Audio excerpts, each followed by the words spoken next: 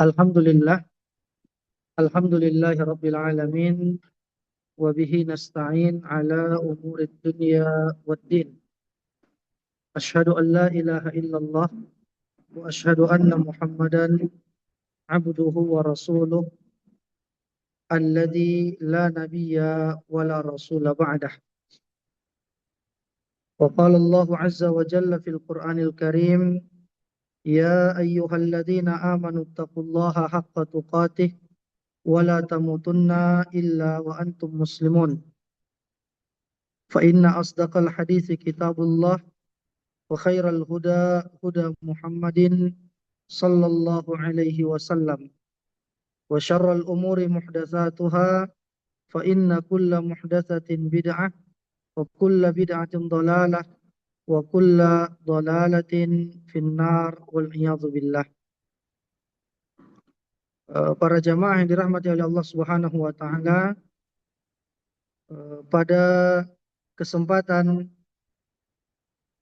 sore ini insyaallah taala kita akan membahas materi yang berkaitan dengan zakat mal. Ya.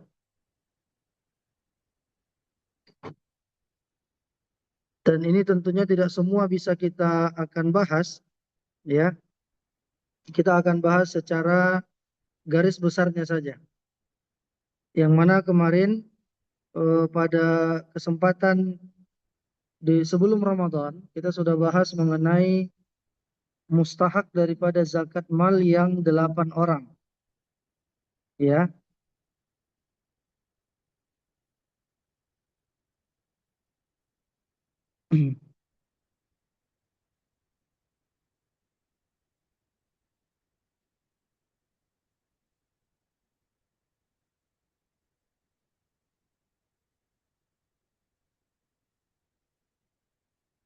Dan banyak dalil-dalil yang menjelaskan tentang syariat daripada zakat ini.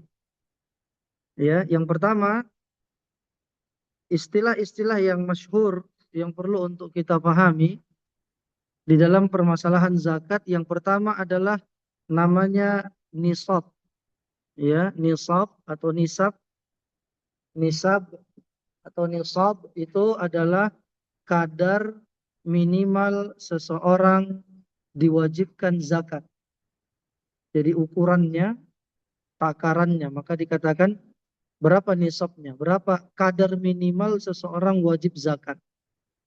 Kalau masuk kepada zakat emas dan perak, sesuai dengan hadis yang diriwayatkan oleh Al-Imam Abu Daud dan Al-Imam Al-Baihaqi dan disahihkan oleh Syekh Al-Albani, disebutkan bahwa dari sahabat Ali radhiyallahu an, dia meriwayatkan dari Nabi sallallahu alaihi wasallam, bila engkau memiliki 200 dirham dan telah berlalu 1 tahun, 1 tahun itu namanya haul. Jadi nisab, kadar minimal seseorang diwajibkan zakat. Haul itu artinya perputaran 1 tahun. Di sini disebutkan bahwa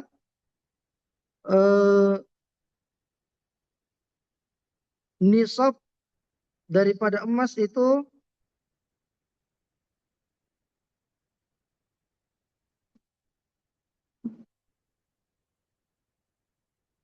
berapa gram, Pak? Nisab emas 85 gram. Nah, jadi 85 gram nisab emas, kemudian diambillah dari situ 2,5%. Boleh dia bayarkan dalam bentuk emas, boleh dia bayarkan dalam bentuk uang. Ya. Jadi misal begini, seseorang punya uang dan nisab uang kertas ini bisa kita ikutkan kepada nisab emas atau nisab perak. Makanya ini kita yang sering-sering saja dulu. Biasanya kan orang punya emas, orang punya uang kertas. Ini yang akan kita fokuskan materi pembahasannya insyaallah ta'ala. Jadi misal nih, Seseorang di tahun lalu, bulan Ramadan, dia punya uang emas satu gram berapa sekarang? Kita katakanlah 2 juta misalnya ya. Atau 3 juta sekarang? Hah? 3 juta. 3 juta tahun lalu berapa? Nggak sampai 3 juta ya? 2 juta atau 3 juta. Kita katakanlah misalnya 3 juta. Tahun ini dia eh, start start untuk haulnya, penghitungan haul, perputaran 1 tahun. Ramadan 1447. Coba Bapak hitungkan 85 gram kali 3 juta. Berapa? 3 juta kali 85. 255. Baik. 255 juta. Kalau nanti Ramadan tahun depan 1448, seseorang punya uang di tabungannya setelah dia keluarkan untuk biaya nafkah dan seluruhnya, ada tersisa uangnya di atas 255 juta, maka dia telah wajib untuk membayar zakat mal, zakat uang kertas. Berapa? 2,5% dari 255? Coba dikalikan. 6.375. Itulah yang harus dia bayarkan. Ya, ini kalau kita ambil pendapat bahwa zakat uang kertas itu diikutkan kepada nisab emas. Ada lagi pendapat ulama mutaakhirin bahwa zakat uang kertas itu diikutkan kepada nisab perak. Nisab perak itu 5 uqiyah atau seberat 595 gram. 595 gram. Coba cek harga perak sekarang. Harga perak berapa 1 gram? Yang paling mahal lah. Berapa? Ada yang cek? 55.000 paling mahal? Iya. Ada yang lain? Ada yang 100.000 enggak? Perak? Enggak ya? Katakanlah 50.000. Coba kalikan 595. Berapa? 595 kali 50.000. Berapa? Katakan 30 juta. Karena tadi 55 ya. Nah, 30 juta ini berdasarkan yang mengambil, yang menyamakan nisab uang kertas dengan mengikut kepada nisab perak. Jadi kalau antum simpan Ramadan 1447 ini, ada uang 30 juta di tabungan, bulan pertama naik jadi 40, bulan kedua naik jadi 50, bulan ketiga karena karena anak masuk sekolah mungkin turun jadi 20 juta, banyak keperluan. Sampai Ramadan tahun depan, berapa nilainya? Oh, tersisa sekitar 50 juta. Berarti dia sudah wajib bayar zakat mal karena mengikut nisab perak. Menurut sebahagian besar ulama mutaakhirin, ulama yang sekarang, yang belakangan ini. Apa alasan mereka? Supaya lebih membantu orang-orang fakir miskin. Katakan 50 juta. Kalau dia punya uang 50 juta, dia keluarkan 2,5%, berarti berapa? 1.250.000 ya. 1.250.000 itu zakatnya. Nggak banyak ya, insya Allah. Dia punya uang 50 juta, maka dia keluarkan zakatnya 1.250.000. Berikan kepada siapa? Itulah 8 asnaf. Salah satu dari mereka. Nanti akan kita murojaah kembali. Fakir miskin, orang yang terhutang, orang yang hendak memerdekakan dirinya, budak, gitu ya. Tuh, tapi riqab ini udah jarang kita temuin. ibnu sabil, fisabilillah, itu ya, mu'allaf. Nah, jadi kita ambil yang mana? Antum bebas, antum mau pilih mengikut nisab emas, berarti kadar minimalnya nisabnya itu 255 juta. Kalau dikonversikan emas 1 gram 3 juta. Jadi yang dihitung itu harga emas saat ini. Bukan harga emas di awal kita menghitung haul. Walaupun ada naik turun harganya jamaah sekalian. Ada naik turun bulan pertama, bulan kedua. Ya, tentu tabungan kita kan bertambah berkurang ya. Sama seperti iman kita ya Pak. Iman manusia bertambah berkurang. Tabungan kita juga demikian. Nah, yang dilihat akhirnya bulan ke-12 berapa?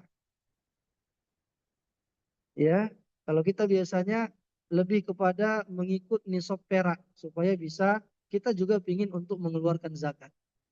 Ya, kita juga senang bisa membantu saudara-saudara kita dan zakat ini kewajiban kita. Ibaratnya dalam tubuh itu seperti daki-daki kita yang harus kita keluarkan untuk membersihkan harta kita. Kenapa? Karena harta kita ini kadang bercampur dengan yang syubhat,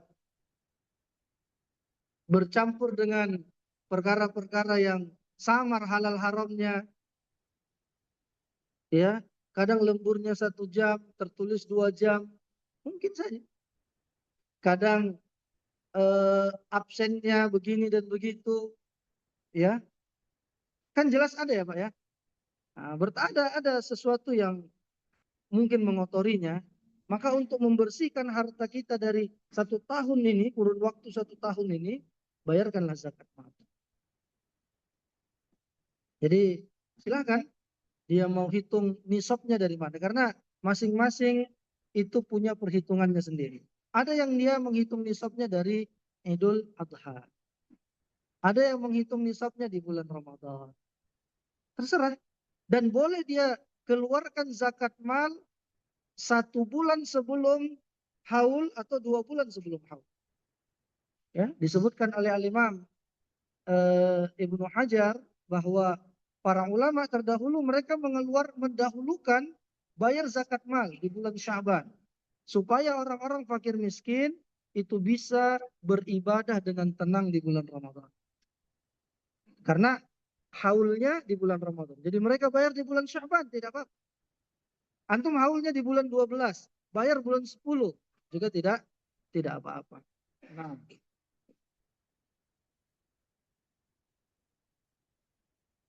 dan juga di sini jamaah sekalian perlu diingat bahwa yang dijadikan batasan nisab emas dan perak adalah emas dan perak murni. Nah, ini itu yang 3 juta tadi yang murni ya. Iya, 24 karat berarti ya. Nah, itu dia yang menjadi nisab.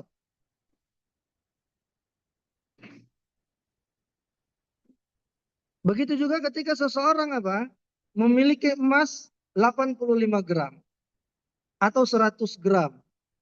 Kemarin ada jamaah kita yang tanya, ya, dia katanya punya emas yang sudah melebihi nisab, lebih dari 85, sekitar 100 lah. Dia boleh bayarnya dengan 2 cara. Pertama dia bayarkan dalam bentuk emas. Berarti kalau 100 gram dia punya, berarti zakat malnya 2,5 gram. Iya kan Pak? 2,5% ya. Dia bayarkan dalam bentuk emas.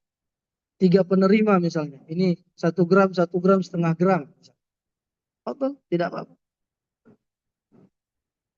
Atau dalam bentuk uang yang 2,5 gram kali 3 juta. Berarti 7 juta setengah. 7,5 juta ya. Sahih? Dia berikanlah kepada 7 orang kerabatnya misalnya. Yang itu fakir miskin. Silahkan tidak apa. Jadi gimana Ustaz kalau ini berulang di tahun depan? Ada lagi emasnya yang itu yang sama. Tapi bertambah sedikit. Begitu. Itu bayarkan zakat. Nah, Jadi jamaah sekalian, eh, dia boleh membeli emas atau perak sebesar zakat yang harus dia bayarkan, lalu memberikannya langsung kepada yang berhak. Jadi boleh dari apa itu perhiasan itu, boleh dia beli lagi yang 2,5 gramnya.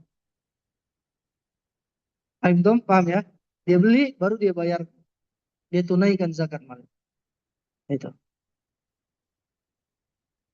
Atau ia membayarnya dengan uang kertas yang berlaku di negerinya sejumlah harga zakat emas atau perak. Nah, jadi jamaah sekalian yang dirahmati oleh Allah Subhanahu wa taala, dia boleh membayarkannya dalam bentuk uang. Nah, jadi di sini juga disebutkan bahwa ketika seseorang sudah memenuhi haul 1 tahun, ya, dia sudah perjalanan 1 tahun 12 bulan, maka dia hitunglah. Yang paling sering kan seseorang memiliki emas atau memiliki uang kertas, dia hitung. Mungkin ada yang baru hadir, kalau dia mengikuti zakat perak, ya, nisab perak, maka tadi kita hitung nisab perak itu 595 gram. Kali harga perak saat ini 1 gram 55.000, sekitar 30 juta. Jadi kalau antum memiliki uang 30 juta dan ini sudah berlalu 1 tahun, bayarkanlah zakatnya 2,5%. Ya, taib. Eh, dan zakat mal ini jamaah sekalian itu adalah wajib. Nah, dan di sini kita ulangi kembali tentang siapa orang-orang eh, yang berhak untuk menerima zakat mal ini. Siapa mereka orang-orang yang berhak? Disebutkan di dalam Al-Quran, di dalam surah At-Taubah ayat 60, Allah Subhanahu wa taala sebutkan innamas shadaqatu lil fuqara'i wal masakin wal 'amilina 'alaiha wal mu'allafati qulubuhum, ya, wa fir riqab wal gharimina wa fi sabilillahi wa ibnis sabil faridatan minallah wallahu alimun hakim. Sesungguhnya sedekah, kenapa dikatakan zakat ini sedekah? Karena zakat ini sedekah wajib namanya. Ya. Jadi zakat ini sedekah wajib. Ada namanya sedekah sunnah. Ya. Kepada siapa? Yang pertama adalah al-fuqara wal masakin. Orang-orang fakir dan miskin. Eh, ini dua golongan yang berbeda. Pertama, kalau dikatakan fakir, berarti kebutuhannya itu tidak terpenuhi sama sekali. Jadi kita contohkan, sudah pernah juga kita sampaikan, kategori fakir ini 50% dari kebutuhan wajib itu bahkan tidak terpenuhi. Kalau ada yang seperti itu di kampung kita, bayarkanlah kepada mereka zakat mal itu. Jadi contoh begini, suami istri, anak 2. Untuk makan sehari semalam 3 kali, itu kita katakanlah butuh 100.000. Udah minim lah itu kan. Makan 3 kali sehari, suami istri anak 2, 100.000. Nah, kalau dia kategori fakir, 50% dari itu dia nggak dapat. Kadang dia dapat cuma 50.000, kadang dia dapat 30.000, kadang dapat 20.000. Begitu. Ini fakir. Nah, kalau miskin, dia dapat 50% dari kebutuhan. Kadang dia dapat 50.000, kadang dapat 100.000. Dari kebutuhan wajib yang harus dia bayarkan 100.000. Kadang dapat 80.000, bisa dibedakan ya. Jadi kalau ada lapas fakir dan miskin, fakir itu lebih fakir itu memiliki definisi tersendiri, miskin memiliki definisi tersendiri. Ini dalam pembayaran zakat mal. Ya, fakir miskin itu berbeda. Ada orang yang fakir, ada orang yang miskin. Nah, kalau dalam pembayaran fidyah, Pak, kalau antum lihat di dalam surah Al-Baqarah 184 itu, ya dikatakan fidyatun ta'amu miskin. Hanya lapas miskin saja di situ kan. Maka kalau tersendiri dia lapas miskinnya, yang fakir juga masuk ke dalam.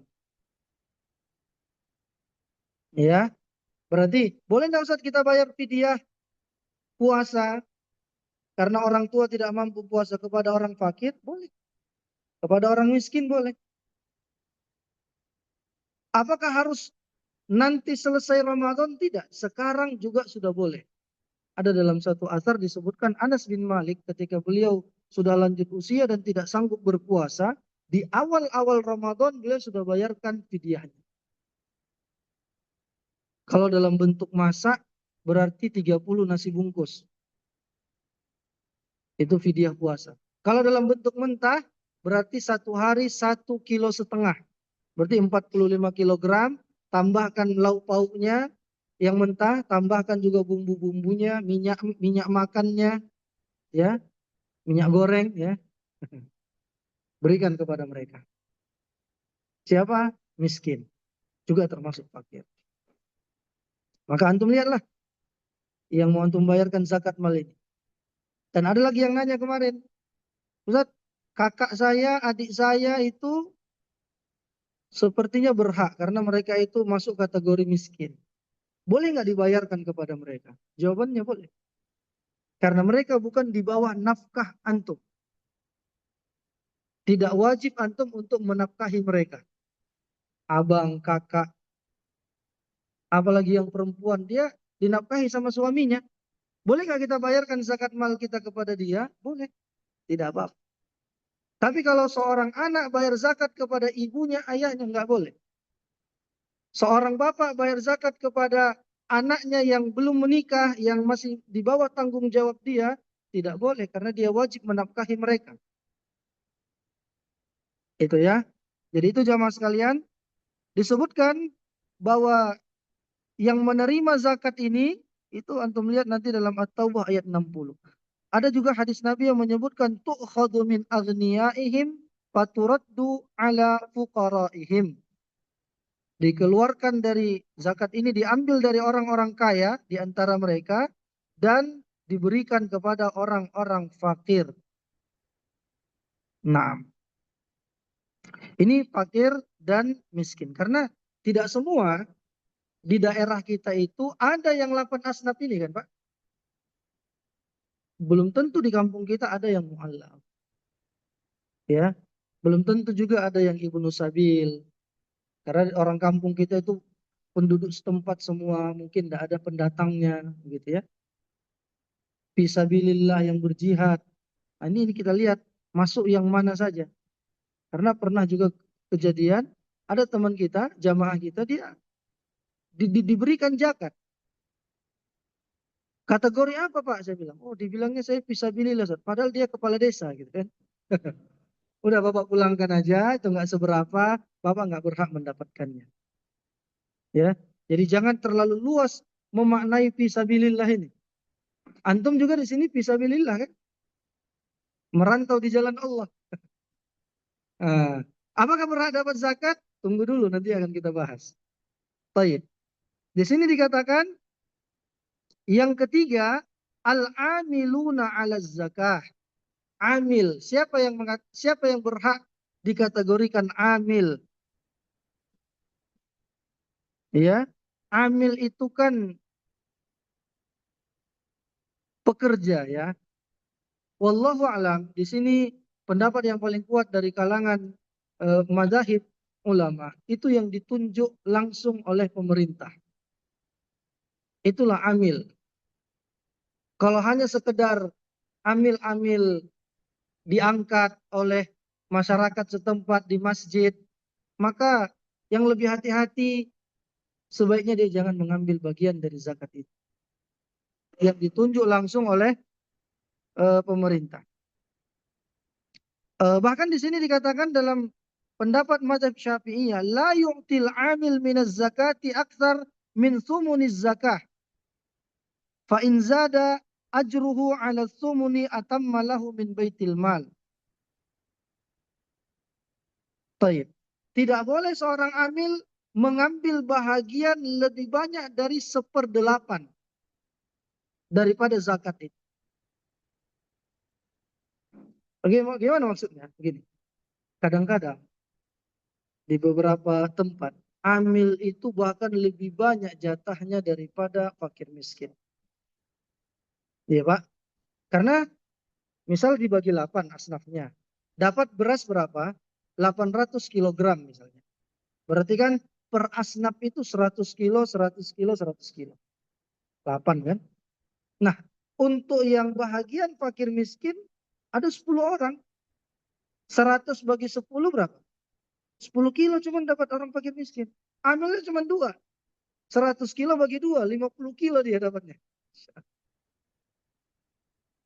Nah, berapa amilnya? Dibagilah. Dibagilah berapa mereka. Yang memang ditunjuk sama misalnya kepala desa, lurah, nah, sah dia menjadi amil. Melalui BKM misalnya. Tapi resmi ya, bukan hanya omong-omongan doang. Dia berhak untuk mendapatkan bagian dari entah itu zakat fitrah atau zakat mal. Karena jumhur ulama mengatakan penerima zakat fitrah itu yang 8 asnaf. Tapi Malikiyah berpendapat cuman fakir miskin saja, khusus zakat fitrah. Dan itu pendapat juga kuat. Makanya antum khusus zakat fitrah ini, Anda juga lebih condong kepada pendapat yang mengatakan khusus kita alokasikan kepada fakir miskin. Khusus zakat fitrah. Kalau zakat mal silakan yang 8 asnaf itu. Nah, kalau tadi dikatakan 800 kilogram beras atau 800 juta uang, ini kan bagi 8 asnaf. Nah, amil itu tidak boleh dia mendapatkan lebih dari 1/8. 1/8-nya 100 juta kan? Nah, ketika misalnya bagian budak tidak ada, bahagian Ibnu Sabil mungkin tidak ada, mu'allaf tidak ada, ini kadang dikembalikan kepada amil. Nah, ini bahaya. Akhirnya dia dapat berapa? Tambah lagi 200 juta lagi, 200 kilogram lagi. Layaknya kepada siapa? Fakir miskin. Itu yang paling layak. Karena biasanya jumlah penerima yang paling banyak itu dari asnaf atau kategori fakir miskin. Ya, baik.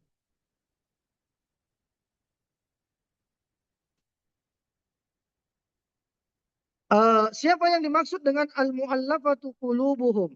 Ini udah, Masya Allah. Al-mu'allafatu qulubuhum, orang yang dikategorikan mu'allaf. Mu'allaf itu artinya dilembutkan hatinya. Allafa yu'allifu artinya melembutkan. Ada namanya sini alif. Alif artinya lembut atau santun. Bagus maknanya. Ya. Jadi mereka ini pertama orang yang baru masuk Islam. Itu kategori mu'allaf. Atau ada pemuka di kampung kita yang non-muslim diharapkan keislamannya atau mendapat, kalau kita berikan dia zakat, dia tidak mengganggu orang Islam. Walaupun dia non-muslim, boleh dimasukkan dalam kategori mu'allaf. Atau siapa? Ya, sinfun yuradu bita'allufihim an yujahidu man yalihim minal kuffar. Ya, ini diantara kategori mu'allaf itu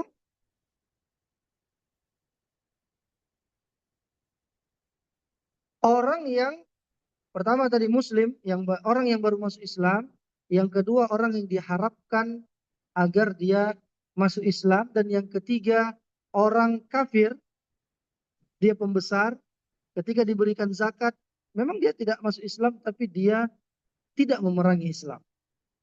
Ya akhirnya dia toleransinya lebih besar. Jadi boleh diberikan sebahagian kepada mereka. Ada saudara antum, ada teman sekolah misalnya, non-muslim, kita berikan sebagian, bukan semua, dah. Sebagian dari zakat mal kita dengan harapan dia bisa tertarik dengan Islam. Silakan, tidak apa-apa. Itu. Ya. Kemudian jamaah sekalian, yang berikutnya adalah orang-orang yang terhutang. Orang yang terhutang di sini yaitu adalah orang muslim bukan dari kalangan ahlul bait, dan hutangnya itu adalah untuk kebutuhan pokok, ya, bukan hutang untuk kebutuhan kebutuhan yang lain. Untuk kebutuhan makan sehari-hari dia menghutang beras, ya, maka yang seperti itu barulah kita berikan kepada mereka bahagian salah satu asnaf daripada zakat mal. Yang berikutnya jamaah sekalian yang dirahmati oleh Allah Subhanahu wa taala, itu adalah fi sabilillah. Siapa yang dikategorikan fi sabilillah? Yang pertama orang yang berjihad di medan perang. Ya, itu dikategorikan fi sabilillah.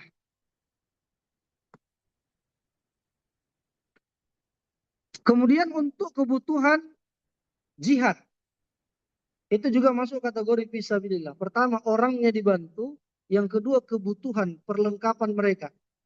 Boleh dialokasikan zakat mal ke sana.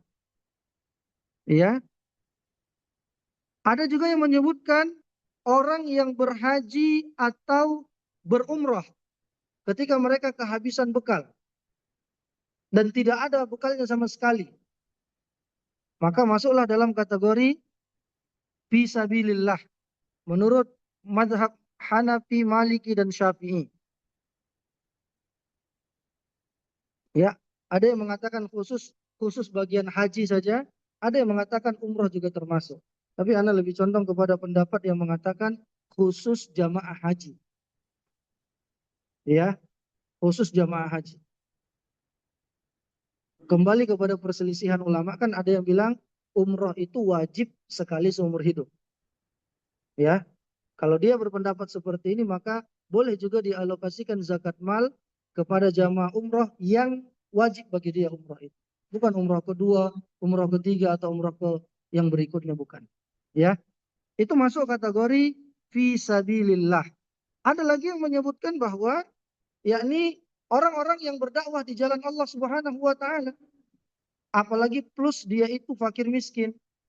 Asatidzah kita mungkin yang membutuhkan, dia berdakwah di jalan Allah, ya, itu termasuk sebahagian berpendapat demikian. Dan yang terakhir, ini waktu kita sempit ya, Ibnu Sabil itu siapa?